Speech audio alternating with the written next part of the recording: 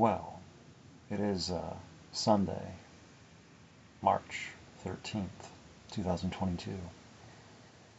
That's how the story goes. I don't really have anything to say, but this could take a while. No, I liked the last video I put out. Just, had a general structure and idea in mind with, reading something already prepared, written for me by me at a previous time. And again, I don't have any idea what I'm here to talk about today. But sometimes I don't even understand. I think that's something that I think other people think, how accurate that can be, about what it is I do and why I do it, or what I do and the way I do it. And because it doesn't make sense, maybe. The hows and the whys. But then the thing is, I don't know either. People ask me questions, and it's like, sometimes, most people have learned it's probably better not to ask me questions.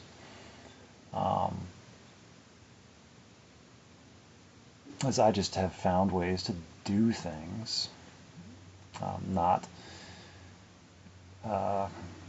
typical, but there are ways that I have learned that work for me, and then once I've found a way, I don't really experiment too much. It's like, this works, and and I only might go through extreme suffering or frustration before something gets bad enough for me to really want it. It's like, okay, then I have to stop and then reevaluate, and it's like, why am I doing it this way?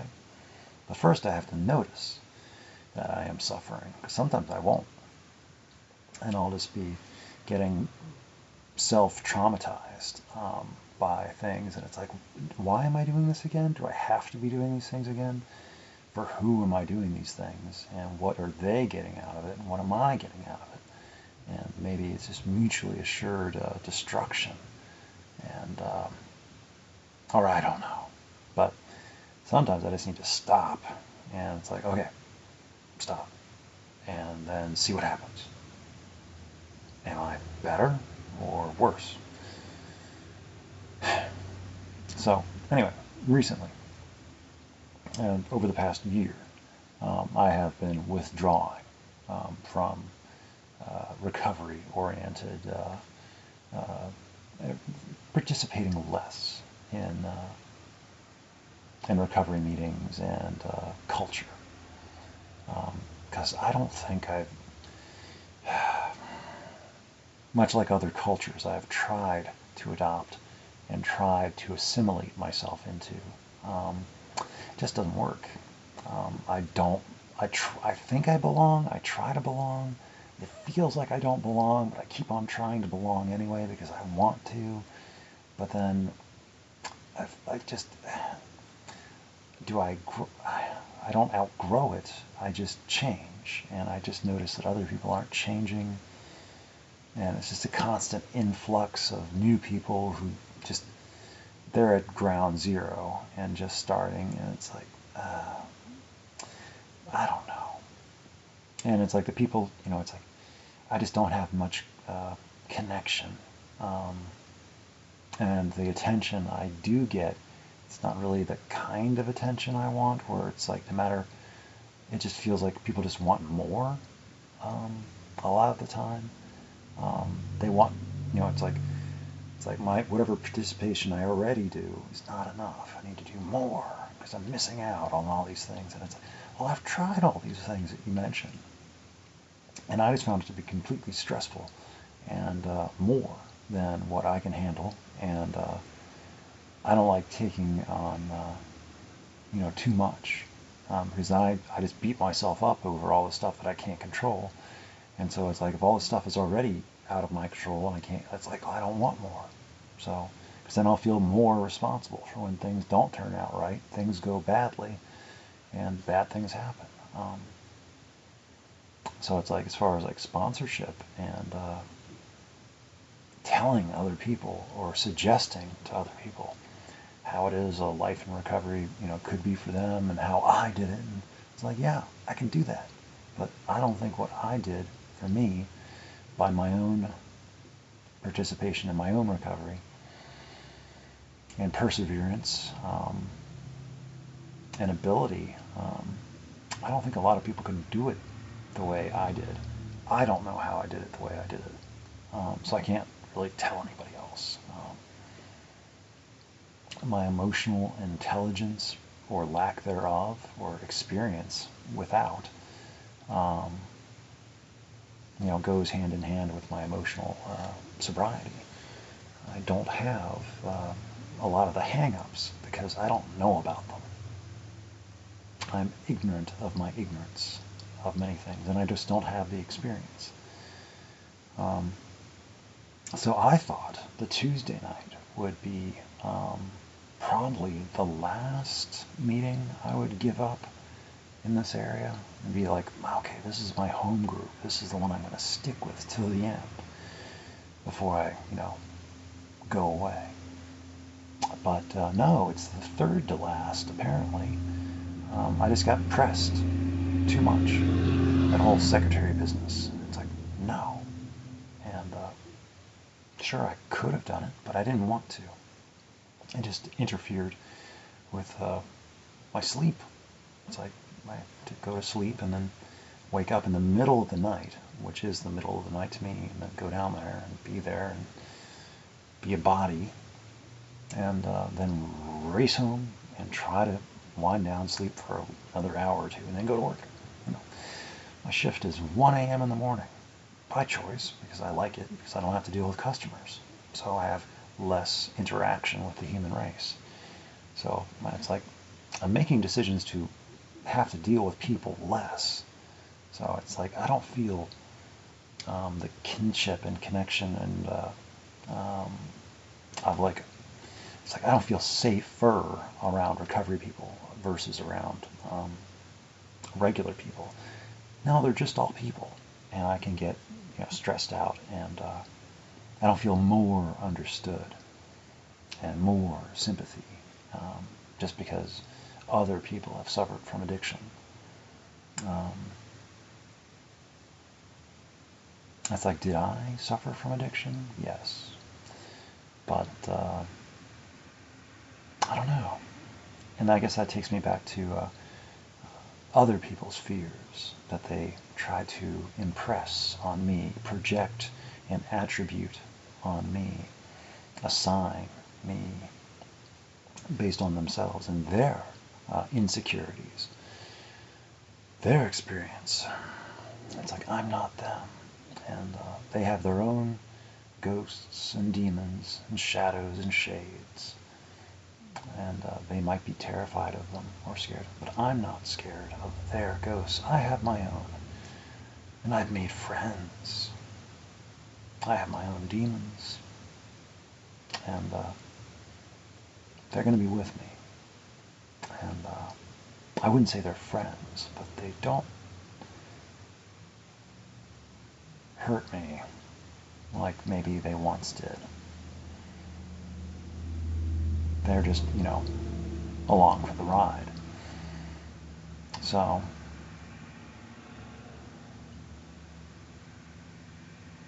anyway, and I think I've somehow, inadvertently, without my intention, but just because I'm acting in, just following what's easiest for me. I've been behaving in ways and making very inconvenient actions because I think I need to for other people to reassure them and reinforce their sense of security in what they're doing. I get something out of it too. I get to feel like I'm helping. But as far as it being mandatory and compulsory, that, if I don't do these things, I start to unwind and get off the rails and get all frazzled, and I might pick up a drink. It's like, no, that hasn't been the case. I don't harbor any, as far as I can tell, any illusion that a drink will solve anything or make anything feel better. It would just be, a stopgap, a lie, and it would inhibit and hurt my chances of being able to actually deal or incorporate or process whatever information, and make it less likely I'd be able to function and perceive the world around me in a way that I could actually make any sort of headway or progress, or be able to physically function, or draw up the motivation to be able to, get out and move. It's like I would just sink into a stagnation of nothing, and I wouldn't be able to drag myself out of it. I'd just be like, why bother? I'm borderline sometimes like that already. I can't afford my own despair, let alone to drink over. So it's like, not too worried about it. Kind of think, like, for me, unsupervised, I would just, it wouldn't end well. And I don't want that. So this whole life thing is much more interesting than the death thing. Just that little thing. I can't afford it. Coming back to life, the one time was tough enough, and I don't know how I did it. I had help, but again, getting back to the Tuesday night, I don't know what's going on down there. I haven't been down there in a few weeks, but we aren't as important as what we tend to give ourselves credit for. We are not as powerful.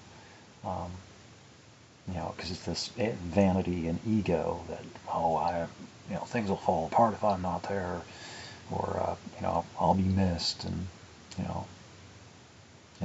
life goes on, meetings go on, whether or not I'm there to witness it, and people don't really, so. But apparently, I am missed, and I've been told that I'm missed, and I just kind of chalk it up to people wanting me to be there because I make them feel better about themselves being there, and I contribute something different, something interesting, less than dogmatic and standard rhetoric and propaganda. I have my own views and perspectives, which are similar, but based on my own experience. And one individual in particular who is a bit untethered,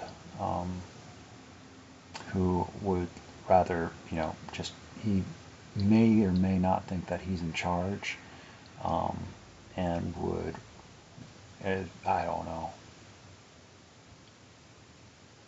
he's a bit unhinged. I think he spends too much time watching partisan news. I don't know which side is which, because I don't pay attention. I don't really get it. So anyway, I just found it's too stressful. It interrupts my sleep, and I'd rather just not drive 20 minutes to get to a meeting that I'll just barely be present for, and only be thinking about, like, time, wanting to get away, and that way I can get back and sleep. And it's like, I'd rather just not go in the first place, so, and I don't have to. It's like, there's nothing about me that says that I have to be there. There used to be, because I thought, well, this is the one meeting, because that's what I was told. I was doing what other people told me I had to do. And it's like, no, apparently I don't. Bad things will happen if you don't do what we tell you to do, because bad things have happened to other people. Bad things happen to people all the time. And whether or not I go to this meeting on a religious basis, it's not going to change much. Might change me, but become resentful of feeling like I have to go. So anyway, for the time being at least, I'm just not going. And just like the weekend meetings, Friday, Saturday, Sunday down there, it's like I just stopped. I didn't tell anybody. I just stopped because of my new schedule. You know, it's like waking up in the middle of the night to go to a meeting and then coming back. You know, it just didn't work. And, you know, and so many people come and go, and I just have difficulty communicating and getting to learn people's stories and watching them get it, kind of, and then they disappear, and it's like, you know, it's disheartening and discouraging. And it's like, I'll do what I can, but in limited fashion, in whatever capacity that I'm able to. I am not driven to work as hard on other people's recovery more than what they are. I can't do it for them. No one did much for me. I just kept showing up, and whatever I got, I got. I interacted. So maybe I'm doing it wrong, but I don't know. It's my life, and it is probably as good as what I'm actually able to with the way I'm doing better. I'll never be like other people. I cannot be like other people. It's not a mental illness that I can recover from. It isn't an illness, and it isn't a disease, and I don't suffer from it. It is just how I am. I didn't contract it. I didn't develop it. Always been this way. So me just incorporating it and allowing myself the freedom to explore my nature. That's what I'm working on. I don't want to be like anybody else. I don't want what they have. That's like the primary principle, is wanting what other people have. This sobriety of theirs. I'm like, I definitely don't want what a lot of people have. No matter how many years they have, I don't want it. So I'll just be more content with whatever it is I happen to find on my own at this point. For the last few years, I've just been disapparating myself, disintegrating myself, divesting. And it's not out of ungratefulness. If anything, it's like, yes, thank you for being there and helping me along and putting up with me. And I feel I've put back more than what I've withdrawn. And the fact that I continue to, I think, is I didn't sign up for a indentured servitude for the rest of my life, and I don't feel I owe anything or I'm beholden. So it is just how it is, and I don't feel bad about it, and I don't feel bad about not feeling bad about it, or guilty, or shamed, or embarrassed. It is what it is, and people would like to be able to twist and contort and manipulate me into seeing it their way, because if I'm not doing what they want, obviously something's wrong with me. It appears that if they're the ones that are getting frustrated with my lack of cooperation, then maybe it's not something wrong with me. And it's like I am practicing exactly what I was taught. And yeah, it's like, dang it, he was paying attention. And yes, I was paying attention. the whole time. And lessons learned well. I'm using what I've learned to stand up for myself and to not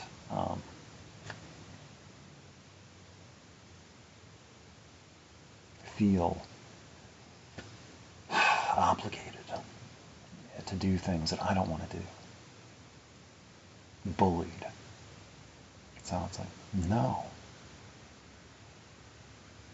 You can't say no in recovery. Yes, you can. I'm sorry. I'm sorry. Try it on the next person. I think that's one of the reasons why a lot of people do not find successful recovery is over these sorts of frustrations. And they feel bullied and pressured and condescended to, belittled. And, yeah, the pandering platitudes, patronizing, and all the posturing and pretense, all the pretend. Yeah. So, it is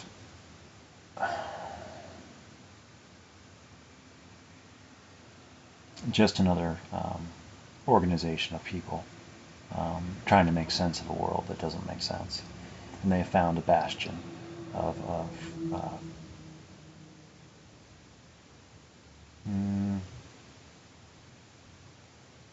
ideology that finds them a common ground that other organized institutions do not. So, but it still has the whole human element going on of hierarchy, and it's supposed to be equality, but there's a hierarchy, and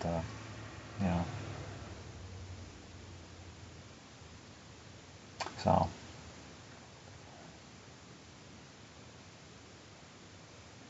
And I don't think it's much different or better than any other organization as what it might claim to.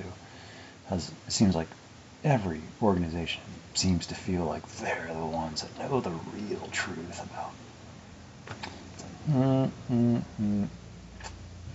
Yeah, and just because you reveal and admit to your own flaws and insecurities doesn't mean you're also then somehow better than, it's like, just because I acknowledge my flaws doesn't mean that I don't have them and am, enlightened. No, I'm not so much. It just means I'm aware of them. And whether or not I work on them, that's the thing. Because I can just talk about these things, but if I'm not working on them and counteracting them and making progress and making decisions that are outside my comfort zone, and because I have made great strides, I do believe that I am working on things that I didn't used to work on. And some of the things that used to hinder me in the past, I don't really need to work on as much anymore because I don't notice them holding me back. I've sort of,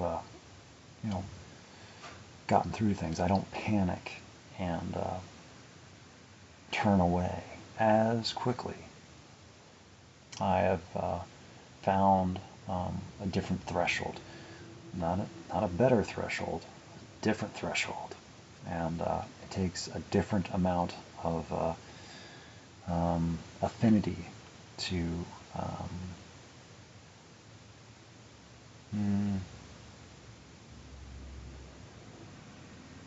make me aware of something being right or wrong. I don't know. So anyway, this is getting long. I don't really have anything else to say. I didn't have anything else to say in the beginning, but here we are.